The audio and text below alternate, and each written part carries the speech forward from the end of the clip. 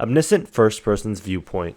No, the title is not a typo. This is not the novel Omniscient Reader's Viewpoint. It's Omniscient First Person's Viewpoint.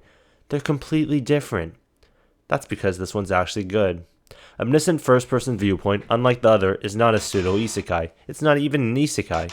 It's a full-blown fantasy with swords, magic, guns, and a totalitarian government like that of 1984. The main character is just a regular guy.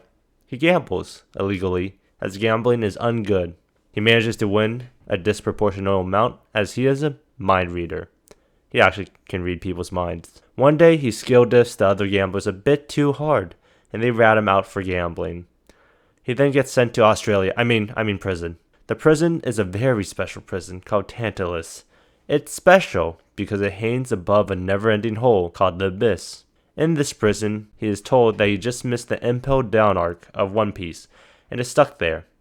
He then meets the three people who decide to stay in prison and not leave. There is the Dog King, Azzy, the king of all dogs and a hater of undead. A dog who looks human and has super strength, but has a dog's brain, so she's pretty dumb.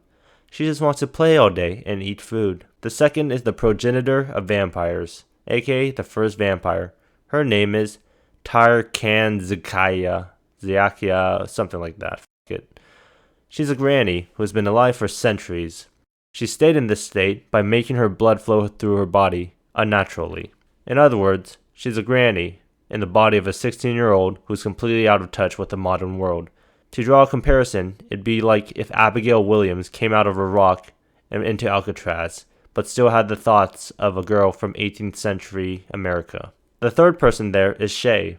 She is a person with the ability to regress after death, so she will be called the Regressor. She's now on her 13th New Game Plus playthrough, and has finally decided to do the prison route for the first time.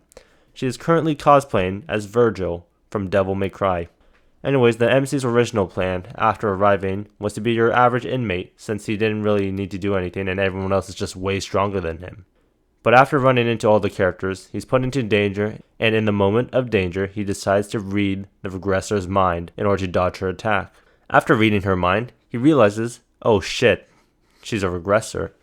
And also, that Tantalus will cause the end of the world in 10 years. This means that he'll probably die soon. With this information, he decides to do something new, something different than the other playthroughs. He decides to commit identity theft and pretend to be the new warden. The story then follows the MC trying to figure out what ended the world and interacting with the other characters while he decides to unravel this. The novel is not finished currently, but it is well written and enjoyable in the current 1 to 100 chapters. The characters are unique, they're fun to read about, and the main character isn't a bare bones pushover. In this case, he's actually well developed and interesting. As I mentioned, he is lying about his position, which forces him to pretend to be stronger than he actually is. I actually like this quite a bit. The main character isn't actually that strong, but he's not that weak either, and that's pretty enjoyable.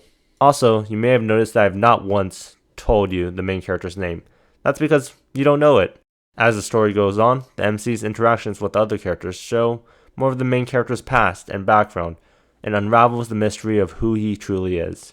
Anyways, I like the story, and if I had to compare it to a Yu-Gi-Oh card, I'd rate it a Lone Fire Blossom. If you want me to review a web novel, you can comment on this YouTube video, or Reddit post, or whatever the put it on, and I may or not do it. Thanks for watching.